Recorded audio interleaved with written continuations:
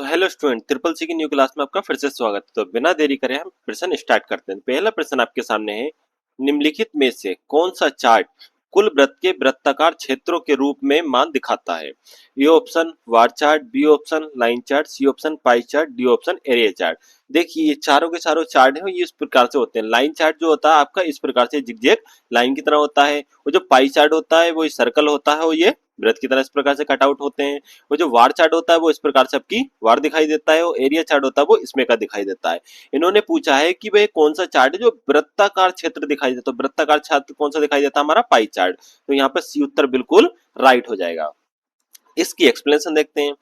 Pie chart एक गोलाकार वृत्ताकार ग्राफ होता है जिसमें पूरा चक्र 100% डेटा को दर्शाता है, और इसके अलग अलग हिस्से कुल हिस्सों की व्यक्तिगत डाटा के योगदान या प्रतिशत को दिखाता है। जैसे कि यहाँ पर लिखा है, ये देखो आप 40% भाग ये वाला है और ये 60% भाग ये वाला है।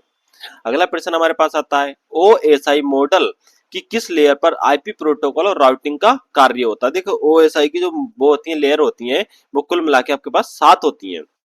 तो वही पूछा गया है, A option physical layer, B option data link layer, C option network layer और डी ऑप्शन ट्रांसपोर्ट लेयर। इसमें आरटीपी होता है। ये आपको चित्र दिखाई दे रहा है यहाँ पर। इस प्रकार से डाटा जो फर्स्ट लेयर होती है उसमें डाटा होता है, उसमें एप्लीकेशन नेटवर्क प्रोसेसिंग एप्लीकेशन काम करती है। जो दूसरे में होता है उसमें भी हमारा डाटाबेस होता है, और ये इसमें प्रेजेंटेशन यानी डाटा रिपीट से इनक्रिप्टेड होता है। और जो वो होता है 30 नंबर पे उसमें सेक्शन आता है और इंटरलोस्ट कम्युनिकेशन होता है, और 4 नंबर पे सेगमेंट्स होता है। इसमें ट्रांसपोर्ट का काम होता है, end to end connection relativity होती है। फिर इसके बाद होते हैं पैकेट्स। पैकेट्स के अंदर जो नेटवर्क वो होता है हमारा, नेटवर्क के अंदर पाथ और डिटरमाइन और आईपी इसके अंदर ही इंक्लूड होते हैं। तो वही हमसे पूछा गया है कि आईपी जो प्रोटोकॉल होता है वो किसमें होता है? हमारा होता है नेटवर्क लेयर के अंदर। तो यहाँ पे नेटवर्क लेयर सी उत्तर बिल्कुल राइट होगा हमारा। अगला एक्सप्लेनेशन देखते हैं इसकी। ओएसआई यानी कि ऑपरेटिंग सिस्टम इंटरकनेक्शन, ये भी याद कर लेना क्योंकि ज्यादातर उसमें शॉर्टकट की पूछी जाती हैं और इसी में की शॉर्टकट की पूछी जाती है। तो मॉडल की तीसरी लेयर यानी कि नेटवर्क लेयर पर डेटा पैकेट्स को एक नेटवर्क से दूसरे नेटवर्क पहुंचाने और सही एड्रेसिंग का काम किया जाता है। राउटर इसी लेयर पर काम करते हैं। अगला प्रश्न हमारे पास आता है, कौन सी टेक्नोलॉजी डिस्ट्रीब्यूट लेजर पर काम करती है और ट्रांजेक्शन को सिक्योर रखती है? ये option cloud computing, B option blockchain technology, C option artificial intelligence या डी ऑप्शन बिग डाटा। देखिए इसने पूछा है कि किसको हमें सिक्योर रखती है। सिक्योर रखने क्लाउड जो कंप्यूटिंग होता है वो हमारा डाटा जितना भी होता है इंटरनेट पे जाकर कहीं ना कहीं सेव हो जाता है। ठीक है, ये वही कहलाती है। ब्लॉकचेन जो होता है यही हमारा बिल्कुल सही उत्तर होगा। ये बिल्कुल ही सिक्योर होता है क्योंकि इसके अंदर डाटा किसी एक जने के पास नहीं होता, दसियों कंप्यूटर पर ऑटोमेटिकली सेव होता। तो इसे हैक करना या फिर इसके अंदर डाटा डिलीट करना नामुमकिन सा होता है। इसीलिए हमारा ये बिल्कुल सही उत्तर का आर्टिफिशियल इंटेलिजेंस, ये तो एआई मॉडल्स पे आधारित है। ये तो हमारा बनाने काम करता, कोई भी डाटा सिक्योर रखने का काम इसका नहीं है, क्योंकि ये हमारा सिर्फ और सिर्फ मॉडल तैयार करता है।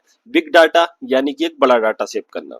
एक्सप्लेनेशन देखते हैं। ब्लॉकचेन एक विकेंद्रीय या वितरित बही खाता तकनीकी है। इसमें ट्रांजेक्शन का डेटा किसी एक केंद्रीय कंप्यूटर के पास ना होकर केवल के सभी कंप्यूटर में सुरक्षित और क्रिप्टोग्राफी द्वारा लॉक रहता है, जिससे इसे हैक करना नामुमकिन है।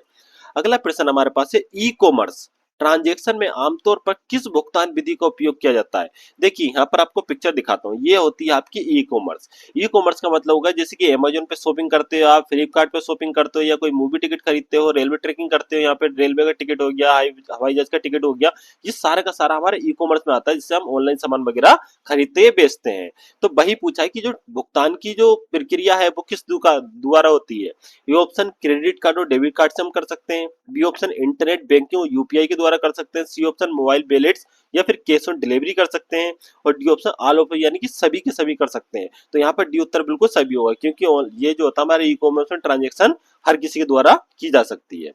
अगला एक्सप्लेनेशन देखते हैं। ऑनलाइन शॉपिंग या ई कॉमर्स वेबसाइट जैसे कि अमेजोन, फ्लिपकार्ट पर ग्राहकों की सुविधा के लिए ये सभी माध्यम उपलब्ध होते हैं, जैसे कि कार्ड से पेमेंट करना, इंटरनेट बैंकिंग यूज करना, यूपीआई यूज करना, डिजिटल वॉलेट होगा सामान में। अगला प्रश्न आपके पास है, डिफाइन रेंज विकल्प लिब्रे ऑफिस कैल्क में किस मेनू के अंतर्गत उपलब्ध होता है? देखिए डिफाइन रेंज होता है क्या है आपका, इस प्रकार से ये डाटा लिखा हुआ है।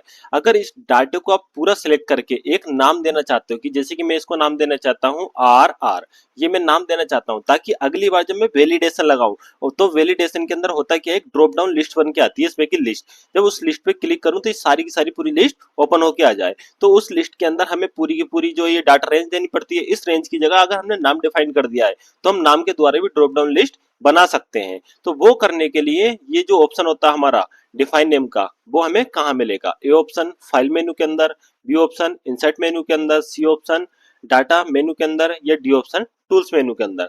तो ये जो आपका ऑप्शन मिलता है वो मिलता है आपको डाटा मेनू के अंदर। एक्सप्लेनेशन देखते हैं इसकी।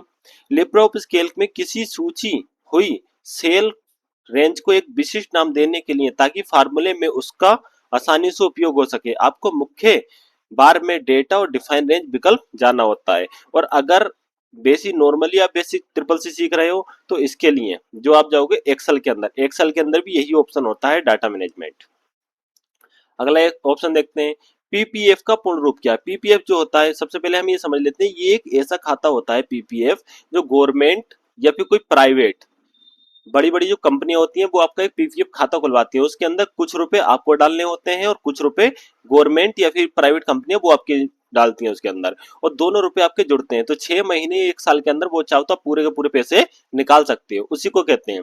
तो उसकी फुल फॉर्म क्या है, A option public provident fund, B option private pension fund, C option personal payment form, या फिर D option public production finance. तो इसके अंदर जो सही उत्तर होगा वो होगा ए। पीपीएफ की फुल फॉर्म होती है पब्लिक प्रोविडेंट फंड। एक्सप्लेनेशन देखते हैं, पीपीएफ का मतलब पब्लिक प्रोविडेंट फंड यानी कि सार्वजनिक भविष्य निधि है। ये भारत सरकार द्वारा समर्पित एक बेहद लोकप्रिय सुरक्षा और टैक्स फ्री दीर्घकालीन बचत एवं निवेश योजना है जो मुख्य रूप से सेवानिवृत्त के लिए तैयार की जाती है।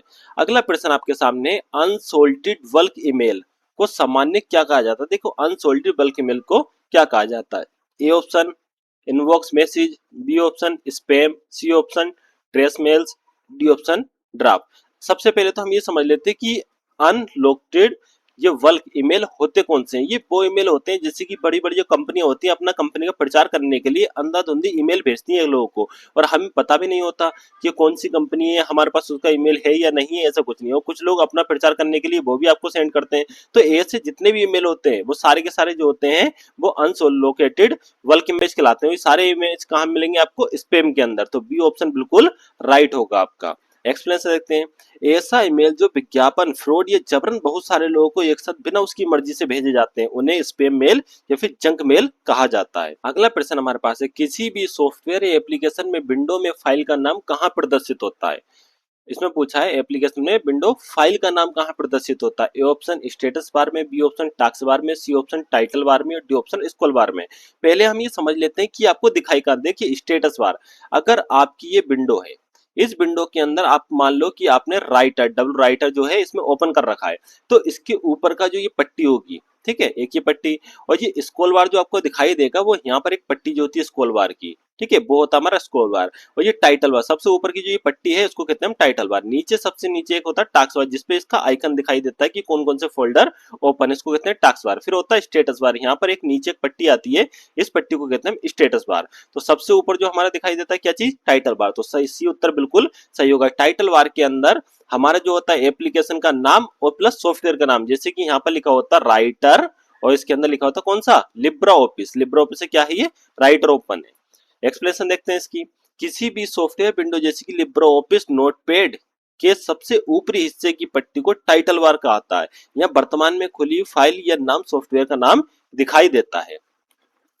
अगला प्रश्न क्या है हमारे पास, डेटा स्रोत यानी कि data source co dot ODV प्रारूप में पंजीकृत करने के लिए सही चरण की पहचान करें। ठीक है, इसको पंजीकृत करना है तो उसके लिए हम सबसे पहले फाइल मेनू ओपन करेंगे, फिर सेव एज पे जाएंगे, फिर डाटाबेस पे जाना है, या फिर उसके अंदर सबसे पहले हम टूल्स मेनू ओपन करेंगे, उसमें ऑप्शन पे जाएंगे लिब्रे ऑफिस बेस, फिर डाटाबेस, फिर न्यू पे क्लिक करेंगे, या फिर हम टूल्स मेनू में जाके मेल मर्ज पे क्लिक करेंगे और सिलेक्ट एड्रेस पे क्लिक करेंगे, या फिर डी ऑप्शन है हमारा इंसर्ट पे जाने के बाद फील्ड में जाएंगे और डाटाबेस रजिस्टर पर क्लिक करेंगे। तो यहाँ पर क्या हमारा बी उत्तर बिल्कुल सही होगा। सबसे पहले हम टूल्स पे जाते हैं, फिर हम ऑप्शन ओपन करते हैं, उसमें लिब्रे ऑफिस बेस लिखा आता है, उस पर क्लिक करने के बाद वहां पे डाटाबेस होगा, जैसे हम न्यू पे क्लिक करेंगे ये ऑप्शन हमें दिखाई दे जाएगा। किसी भी बाहरी डेटाबेस ओडीटी फाइल को राइटर में जोड़ने या रजिस्टर करने के लिए मुख्य मेनू में टूल्स ऑप्शन पर जाना होता है, फिर साइड लिस्ट में लिब्रे ऑफिस बेस को खोलकर डाटाबेस को चुनना होता है और न्यू पर क्लिक करके उसको सेट करना होता है। अगला प्रश्न हमारे पास है, कैल्क की नई फाइल को दिए गए डिफॉल्ट नाम क्या होता है? अगर लिब्रे ऑफिस कैल्क, कैल्क का मतलब होता है स्प्रेडशीट, याद रखना क्या होता है, स्प्रेडशीट। तो उसका जो बाय डिफॉल्ट नाम होता है वो क्या होता है? A option documents, B option book one, C option untitled one या डी ऑप्शन सीट। तो यहाँ पर जो हमारा सही उत्तर होगा वो होगा सी, अनटाइल्ड वन। ये हमारा बिल्कुल सही उत्तर होगा। ये डॉक्यूमेंट्स किस में कहा जाता है? एम एस वर्ड में। अगर एम एस वर्ड होता तुम्हारा, ये डॉक्यूमेंट्स होता है। बुक वन क्या होता है? ये बुक वन जो होता है एक्सेल के अंदर, एक्सेल होता है। ये सीट वन क्या होता है? ये कुछ भी होती है, जैसे कि लिब्रे ऑफिस स्प्रेडशीट ओपन कर लो या फिर एक्सेल ओपन कर लो, इन दोनों के अंदर ये नीचे नाम लिखे आते हैं, seat one, seat two, seat three, seat four. इस प्रकार से सीट होती हैं जो अनलिमिटेड होती हैं। ये आपकी स्टोरेज पे डिपेंड करती हैं, जितनी आपकी स्टोरेज होगी उतनी सीट यहाँ पे ओपन कर सकते हैं। इसकी एक्सप्लेनेशन देखते हैं। लिब्रे ऑफिस के सभी कंपोनेंट्स में नई खुली हुई फाइल का डिफॉल्ट नाम अनटाइल्ड वन होता है। जैसे राइटर में अनटाइल्ड वन, कैल्क में अनटाइल्ड वन, वहीं एमएस एक्सेल में नई फाइल का डिफॉल्ट नाम क्या होता है? बुक वन होता है। अगला ऑप्शन है, निम्नलिखित में से कौन सा प्रतीक ट्विटर एक्स ट्रेंडिंग या हैशटैग को दर्शाता है? A option at the rate, B option upper set, C option hash या डी ऑप्शन डॉलर। देखिए इसके अंदर पूछा उन्होंने ट्रेंडिंग क्या हैशटैग, तो हैशटैग के लिए हम किसका यूज करते हैं? सी उत्तर बिल्कुल सही होगा। अगर वो कहते हैं कि भाई ऐसा है हैंडल नेम, हैंडल नेम का मतलब जैसे कि हमारा यूट्यूब चैनल है तो हम करेंगे एज द रेट NSIT, ठीक है, 77, ये हमारे यूट्यूब चैनल का जो हैंडल नेम है। जब आप इसको क्लिक करके सर्च करोगे तो आपको क्या होगा? हमारे सीधे चैनल पे लेके जाएगा यूट्यूब। और वहीं पर आप अगर करते हो हैशटैग NSIT, तो जितने लोगों ने अपने टाइटल के अंदर या डिस्क्रिप्शन के अंदर या कीवर्ड के अंदर ये वर्ड डाल रखा होगा तो आपको उन सबकी वीडियो दिखाएगा। लेकिन अगर आप ये हैंडल डालते हो गूगल पे तो ये सिर्फ और सिर्फ हमारे चैनल की वीडियो दिखाएगा। एक्सप्लेनेशन देखते हैं इसकी। ट्विटर एक्स और अन्य सोशल मीडिया पर किसी भी ट्रेंडिंग खास विषय टॉपिक को निश्चित करने के लिए हैशटैग का उपयोग किया जाता है। वहीं एज द रेट का उपयोग किसी यूजर प्रोफाइल को टैग या मेंशन करने के लिए होता है। अगला प्रश्न क्या है? भारत में साइबर अपराध और इलेक्ट्रॉनिक कॉमर्स को कौन सा कानून नियंत्रित करता है? ए ऑप्शन इंडियन पेनल कानून, या फिर बी ऑप्शन है इंफॉर्मेशन टेक्नोलॉजी एक्ट, या सी ऑप्शन है साइबर सिक्योरिटी रेगुलेशन, या फिर डी ऑप्शन है कंज्यूमर प्रोटेक्शन एक्ट। तो यहाँ पर देखिए उसने पूछा साइबर अपराध, वो हमारा कौन सा क्या करता है? B option information technology act जो 2000 में बना था आईटी एक्ट के द्वारा। बी ऑप्शन बिल्कुल राइट होगा। इसका एक्सप्लेनेशन देखते हैं हम। भारत में कंप्यूटर इंटरनेट डेटा चोरी, हैकिंग जैसे साइबर अपराध और ई कॉमर्स लेन देन की कानूनी मान्यता व सुरक्षा देने के लिए मुख्य रूप से इंफॉर्मेशन टेक्नोलॉजी एक्ट यानी कि 2000 सूचना प्रौद्योगिकी अधिनियम 2000 बनाया गया है। अगला प्रश्न क्या है? ट्रोजन क्या है? ये देखिए सबसे इंपोर्टेंट प्रश्न है, ये 2 से 3 बार आ भी चुका है। पहला ऑप्शन ये एक एंटीवायरस सॉफ्टवेयर है, बी ऑप्शन ये एक मेलवेयर वायरस है जो खुद को उपयोगी सॉफ्टवेयर के रूप में दिखाता है, सी ऑप्शन ये कंप्यूटर का एक मुख्य हार्डवेयर पार्ट है, या डी ऑप्शन ये एक नेटवर्क प्रोटोकॉल है। देखिए ट्रोजन क्या है? एक प्रकार का वायरस है, ठीक है, तो बी उत्तर बिल्कुल सही होगा। ये एक मेलवेयर वायरस है जो खुद को उपयोगी सॉफ्टवेयर के रूप में दिखाता है और बाकी सारी की सारी फाइलें आपकी करप्ट कर देता है, हमारी विंडो सिंगल वगैरह सब कुछ खराब हो जाती है। ट्रोजन एक प्रकार का हानिकारक प्रोग्राम है, ये बाहर से देखने में एकदम सुरक्षित या किसी गेम सॉफ्टवेयर की तरह उपयोगी लगता है, लेकिन जैसे यूजर इसे डाउनलोड करके चलाता है ये कंप्यूटर का कंट्रोल हैकर्स को दे देता है, वो सारा का सारा डाटा आपका चोरी हो सकता है। अगला प्रश्न क्या हमारे पास? What will be result from editing A1 plus A2 to calc, यानी कि कैल्क में अगर हम A1 प्लस A2 जोड़ने पर क्या परिणाम होगा? ए ऑप्शन A1 और A2 का गुणनफल निकल के आएगा, बी ऑप्शन A1 और A2 का योग निकल के आएगा, सी त्रुटि संदेश दिखाएगा कुछ नहीं है, डी ऑप्शन A1 का मान दिखाएगा। तो देखिए यहाँ पर प्लस का सिंबल है तो आप समझ ही गए होगा इसका आंसर क्या होगा, बी बिल्कुल राइट आंसर। लेकिन इसके अंदर भी जैसे कि हमारा ये एक्सेल की सीट है, हमने ये कॉलम बना दिया, ये हमारा ए कॉलम है, ये बी कॉलम है, इसके अंदर हम मान लो सी कॉलम, इसमें हम जोड़ना चाहते हैं तो जोड़ने के लिए सबसे पहले हमें इक्वल का सिंबल लगाना पड़ेगा, तब हम यहाँ पे लिख सकते हैं A1 प्लस B1, ठीक है, इस प्रकार से हम कर सकते हैं, या फिर A1 A2 जो भी करना है हमें इक्वल जरूर लगाना हर फार्मूले से पहले।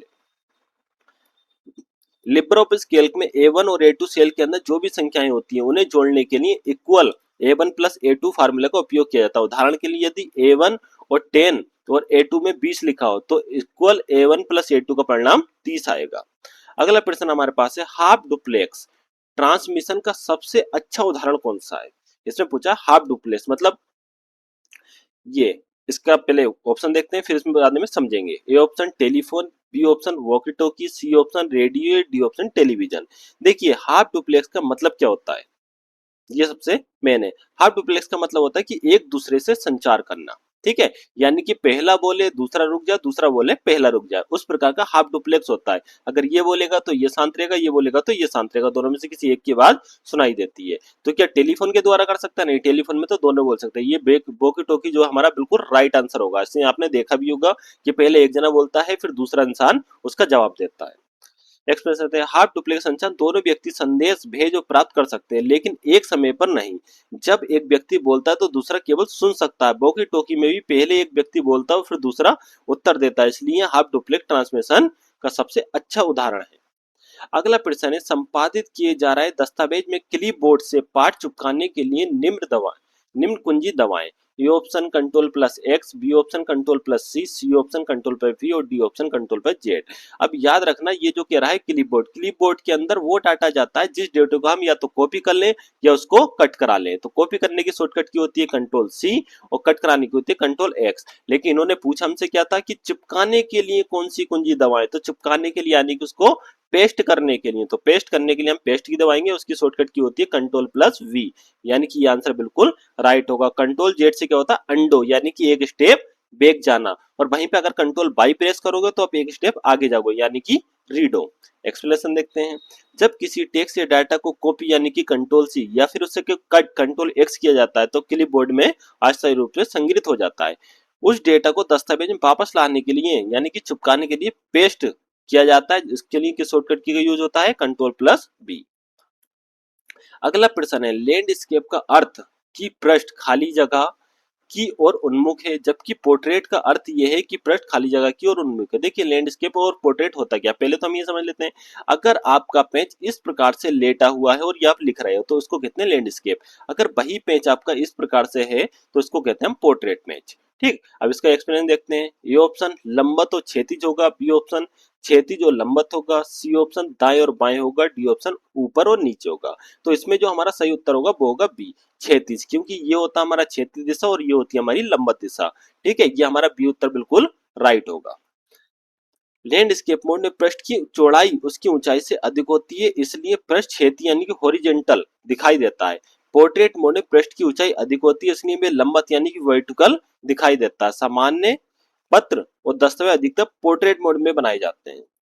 अगला प्रश्न आपका है, निम्नलिखित में से लिब्रे ऑफिस कैल्क में अगर इक्वल 100 डिवाइड बाई -10 भाग 2 का आउटपुट क्या होगा। देखिए बेस अगर जो नॉर्मल इंसान निकालेगा तो वो क्या करेगा, इसको 100 कर देगा, बटे में क्या कर देगा माइनस के 10 बटे में 2 कर देगा, इसकी गुणा वगैरह कर देगा तो ये आ जाएगा हमारा 100 मल्टीप्लाई बाई 2 बटे 10, और यहाँ पर आ जाएगा 2 के पाड़े से काट देगा 5 के बारे में 10 और 5 के पाड़े से 5 दूनी 20 यानी कि माइनस के 20 लिख देगा। लेकिन कैल्क के अंदर ऐसा नहीं होता, एक्सेल में ऐसा नहीं होता। वो क्या करता है पॉइंट टू पॉइंट करता है। देखिए कैल्क के अंदर होगा क्या कि इसके अंदर जो पहले 100 लिखा है, पहले 100 को माइनस के 10 से वो उसको भाग देगा, तो ये भाग देने के बाद कितना बचेगा 10 यानी कि माइनस का 10, फिर वो जो 2 बचा है फिर इस 2 से उठा के वो भाग देगा, 2 के पाड़े से इसी को काट देगा तो बचेगा 5 यानी कि माइनस के 5। भी उत्तर बिल्कुल सही होगा इसका। एक्सप्लेनेशन देखते हैं, इस गणना में सबसे 100 को -10 से भाग दिया जाएगा जिसके परिणाम माइनस का 10 प्राप्त होगा, उसके बाद माइनस के 10 को 2 से भाग दिया जाएगा जिसका अंतिम परिणाम माइनस के 5 आएगा, इसलिए माइनस के 5 उत्तर बिल्कुल सही है। ये बात याद रखना है, इसमें गलती मत करना। निम्नलिखित में से कौन सा दस्तावेज वर्तमान त्रुटि को कम करने में मदद करता है। A option auto correct option, B option क्या है मेल मर्ज, सी ऑप्शन है मैक्रो, या डी ऑप्शन है हमारा हेडर। तो देखिए इसमें क्या पूछा, दस्तावेज में वर्तनी त्रुटि करने के लिए जो हम टेक्स्ट लिखते हैं उसके अंदर गलती हो तो उसको ठीक करने के लिए कौन सा करता है ऑटो करेक्ट। ये ऑप्शन बिल्कुल राइट आंसर है। अगर हम ऑटो करेक्ट कर देंगे तो अपने आप ऑप्शन ठीक हो जाएगा। जैसे कि हमने मेल की स्पेलिंग लिख दी MAIL, ये तो हमारी सही है। अगर हमने MA यहाँ पे लिख दिया हमने MAIIL, तो अगर उसके अंदर ये बट नहीं होगा तो वो क्या कहेगा ये गलत है, वो हमें शो कराएगा, तो हम ये इसको सिलेक्ट करवा के उसको दे सकते हैं। एक्सप्लेनेशन देखते हैं, ऑटो करेक्ट एक ऐसी सुविधा है जो टाइपिंग के दौरान होने वाली सामान्य वर्तनी की गलतियों को स्वतः सुधार देती है। उदाहरण के लिए यदि कोई शब्द गलती से गलत टाइप हो जाए तो ऑटो करेक्ट उसे सही शब्दों में बदल सकता है। इसे दस्तावेज में वर्तनी संबंधित त्रुटियां कम हो जाती हैं और समय की भी बचत होती है। अगला प्रश्न हमारे पास है, लेजर प्रिंटर एक प्रकार का होता है। A option impact printer, B option non impact printer, C option plotter और डी ऑप्शन स्कैनर। देखिए इसमें पूछा लेजर प्रिंटर एक प्रकार कैसा प्रिंटर है, बी ऑप्शन बिल्कुल राइट है, नॉन इम्पैक्ट प्रिंटर। एक्सप्लेनेशन देखते हैं इसकी। और हाँ, प्लेटर जो होता है ये आपके बड़े बड़े जो होते हैं फ्लेक्सी वगैरह छपते हैं उसको प्लेटर कहते हैं। स्कैनर जो आप देखते हो स्कैन वगैरह के डॉक्यूमेंट्स उसको कहते हैं। इम्पैक्ट प्रिंटर वो होता है जो ब्लैक एंड व्हाइट प्रिंट करता है।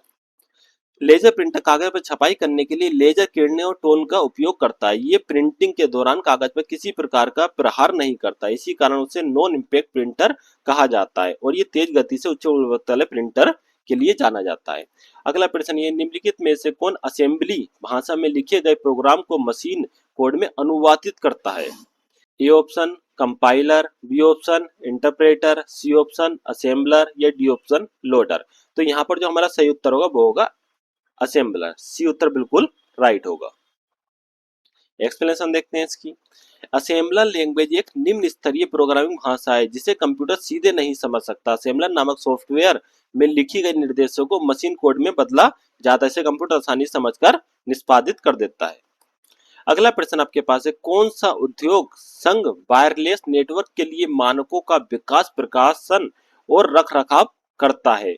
A option ISO, B option IEEE, C option W3C और डी ऑप्शन ICANN। तो इसके अंदर हमसे पूछा गया कौन सा उद्योग संघ वायरलेस नेटवर्क के लिए मानकों का विकास और प्रकाशन रखता है। तो हमारा बी उत्तर बिल्कुल राइट होगा, IEEE। इसका एक्सप्लेनेशन देखते हैं। देखो IEEE इसकी फुल फॉर्म जो होती है institute of electronic and electronics engineers. ये एक अंतरराष्ट्रीय संगठन है जो विभिन्न तकनीकी मानकों का विकास करता है। वाईफाई जैसे वायरलेस नेटवर्क के लिए 802.11 मानक भी IEEE द्वारा बनाया है जाता है, इसलिए वायरलेस नेटवर्क मानकों के लिए ये जिम्मेदार संगठन है। अगला ऑप्शन हमारे पास है लिब्रे ऑफिस कैल्क में अंतिम रो और अंतिम कॉलम के मिलन बिंदु का एड्रेस क्या होगा। अगर हमारे ये लिब्रे ऑफिस है, अगर हम यहाँ पर जो लास्ट वाला सेल है अगर हम यहाँ पे क्लिक करें तो सेल का नंबर क्या होगा वो पूछ रहा है। ये option A1, B option AMJ 10,48,576, C option XFZ 10,48,576 और डी ऑप्शन Z 1000। तो यहाँ पर जो हमारा सही उत्तर होगा वो होगा बी AMJ 10,48,576। एक्सप्लेनेशन देखते हैं। कैल्क में अंतिम कॉलम क्या है AMJ और अंतिम रो कितनी होती है 10,48,576 होती है। ये आ गया हमारा ट्रू फॉल्स। आर्टिफिशियल इंटेलिजेंस यानी कि AI का उपयोग वर्तमान में साइबर सुरक्षा में हमलों का पहले से पता लगाने और रोकने के लिए भी किया जा सकता है, यस या नो। तो ये बात होगी हमारी ट्रू, बिल्कुल सच, इसका उपयोग हम कर सकते हैं। आर्टिफिशियल इंटेलिजेंस यानी कि AI का उपयोग आज साइबर सिक्योरिटी में व्यापक रूप से किए जा सके। AI सिस्टम नेटवर्क और कंप्यूटर गतिविधि का विश्लेषण करके संदिग्ध गतिविधि यानी कि वायरलेस, मालवेयर, साइबर हमलों से जल्दी पता लगाया जा सकता है, उन्हें रोका भी जा सकता है। अगला प्रश्न हमारे पास है लिब्रे ऑफिस राइटर में ऑटो करेक्ट प्रविष्टि को बदलने या जोड़ने का विकल्प किस मेनू में होता है। ए ऑप्शन व्यू मेनू में, बी ऑप्शन टूल्स मेनू में, सी ऑप्शन इंसर्ट मेनू में, डी ऑप्शन फॉर्मेट मेनू के अंदर। तो इसमें क्या पूछा उसमें ऑटो करेक्ट, तो ये हमारा मिलेगा आपको टूल्स मेनू के अंदर। एक्सप्लेनेशन देखते हैं इसकी। लिब्रे ऑफिस राइटर में ऑटो करेक्ट का उपयोग टाइपिंग के दौरान होने वाली समस्या गलतियों को सुधारने के लिए किया जाता है। ऑटो करेक्ट की प्रविष्टि को जोड़ना, हटाना, बदलना विकल्प उपलब्ध होता है। ये देखिए लास्ट पेज पे सबसे इंपॉर्टेंट बात मैं आपको बताने जा रहा हूँ।